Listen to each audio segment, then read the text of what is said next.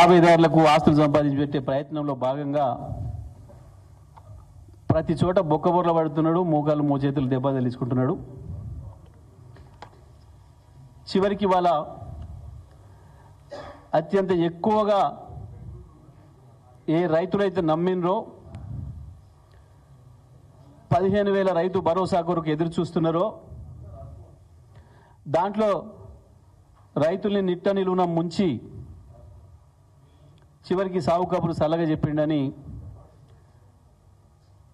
12,000 కోట్లు ఇస్తా అని,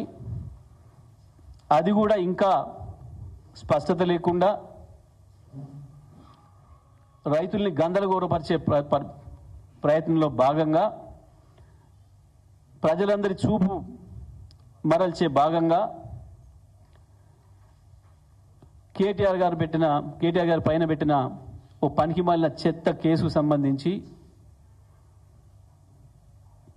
ఇవాళ అర్జెంటుగా ఏసీబీతో నోటీస్ ఇప్పించి విచారణకు హాజరుగమ్మని, కోర్టులో పెండింగ్లో ఉండగా జడ్జిమెంట్కే రిజర్వ్ అయి ఉండగా ఇవాళ అర్జెంటుగా రమ్మని పూర్తిగా మీడియా దాని మీద నడపాలని చెప్పి ఒక చిల్లర ప్రయత్నం చేసి, ఇంకా దాంట్లోనే ఇంకొక చిల్లర ఎత్తుగాడేసి అందులో ఏమీ లేదు, అన్ని ఫైల్స్ వాళ్ళ దగ్గరే ఉన్నాయి, అయినప్పటికీ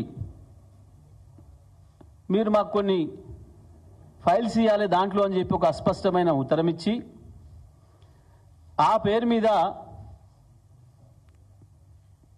ఏసీబీ ఆఫీసులో గంటల తరబడి కూర్చోబెట్టి ఇంటి మీద రైడ్ చేసి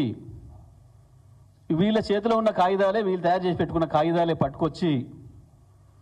ఇగో కేటీఆర్ గారి దగ్గర ఈ దొరికినాయి, మాకు చాలా ఆధారాలు కొత్తవి అని చెప్పి కోర్టును పక్కదారి పట్టించి ప్రజలలో ఒక తప్పుడు చర్చకు తెరలేపి రైతు భరోసా విషయంలో మర్చిపోయేటట్టు చేస్తా అని చెప్పి ఒక చిల్లర ప్రయత్నం చేసిండు. దాంట్లో బొక్క బోర్లా పడ్డాడు, మూతి వాయ కొట్టుకున్నాడు ఇవాళ తెలంగాణ ప్రభుత్వం. దాంట్లో నుంచి